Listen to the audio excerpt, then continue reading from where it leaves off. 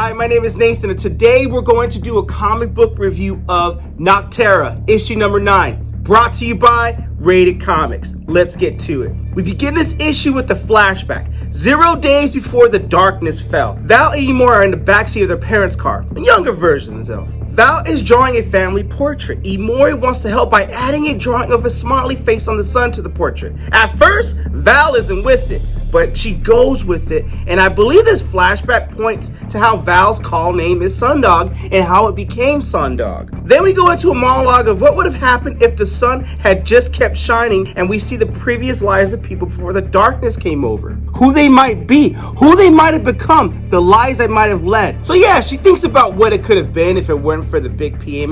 So she closes her eyes and thinks about the big AM, a world filled with light, a better world, and she sees her friends leading the way. Then we get this awesome panel of Val and the gang battling out with the shades and how they're all working together. Bailey, aka Piper, tells Adam to watch his six. He's confused and he's not used to the meaning of that terminology, which means to watch your back. Piper has a face-to-face with him to always watch his back. He's her field partner and he needs to be careful because you never know what's out there. Blacktop Bill sucks away the tender moment by commenting that it was well said. I mean, their interests are aligned, but it's still unsettling, right? It's freaking Blacktop Bill and he's malicious with no justification and unpredictable. Not to mention efficient and dangerous when he kills. Bailey has a thought in her head that it'll be just too easy to kill that man right now, the man who killed her grandfather. She throws a blade that merely passes the throat of Blacktop Bill and impales a shade instead. Without flinching,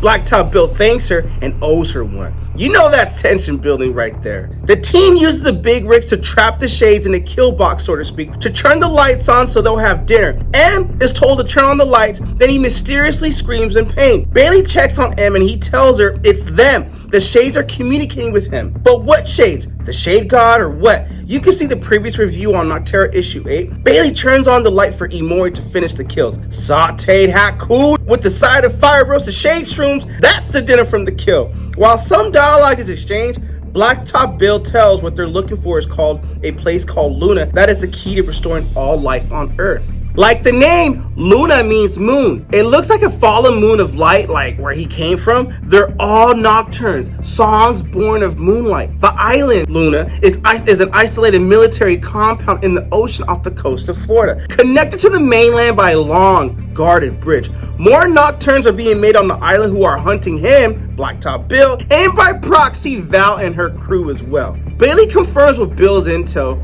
that it's a dangerous island that's heavily guarded, megas, and all of us are being hunted by trained killers? Yeah, no pressure, right? Bill confirms that they are savages, trained mercenaries, ready to kill men, women, and children. The program rewarded tyranny, and only the worst got to be nocturnes, and the worst of the worst got to be the leader. And Bill tells him about the big rivalry that ended up between him and this other guy, this other fella, a career criminal, a prison gang leader. They also named him Beer, but everyone called him William because of Blacktop Bill's command. But what William wanted all more than anything else was to lead.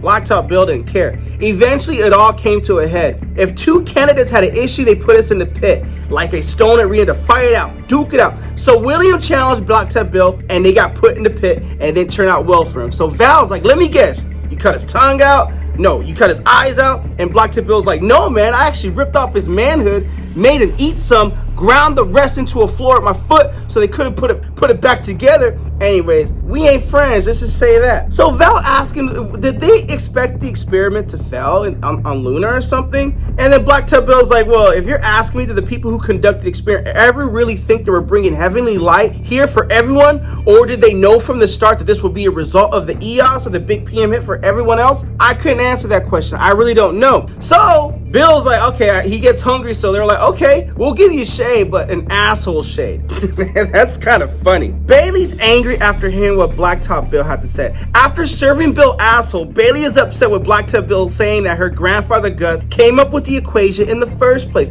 She defends his honor by adding that he never thought it was ever a chance of this big PM happening. Val calms her down by saying no one is saying Gus had a hand in this. We don't know that. What we do know is Gus's equation could save the world. Gus's intentions don't matter at this point, Bailey. Even the people inside EOS intentions don't matter either.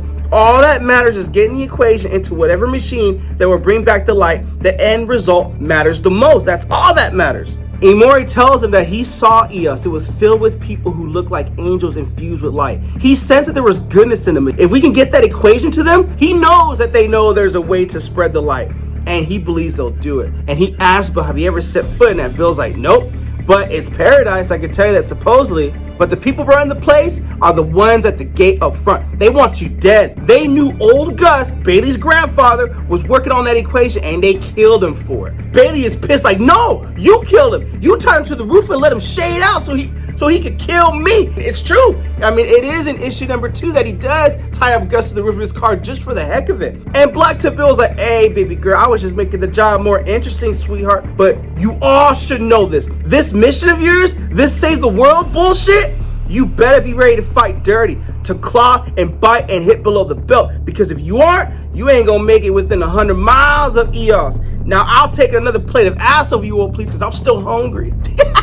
So as they drive to the coast of Florida, Bailey drives Bill's truck. Val was surprised when she was asked if she could drive Bill's truck, but she wanted to do that just to spite him, because as much as she didn't want to admit it, Bill's words had stayed with her about fighting dirty, becoming like him, about how it was the only way to get the other side to do this thing. I hated him for it, and I knew he was wrong. I knew it, and I was going to prove it somewhere. So she's thinking the world is going to be better after the big PM hit. But meanwhile, Blacktop Bill's trying to point out, no, girl, the only reason why people are better is because of this big PM hit. It's not going to be better when this big PM hit and the light comes about. So Adam tries to start a conversation like, you haven't said nothing within 100 miles, so I'm just going to ramble away. Random stuff, bright music, bright movies, not horror movies, because horror movies are dark, which attracted the shades. And then all of a sudden,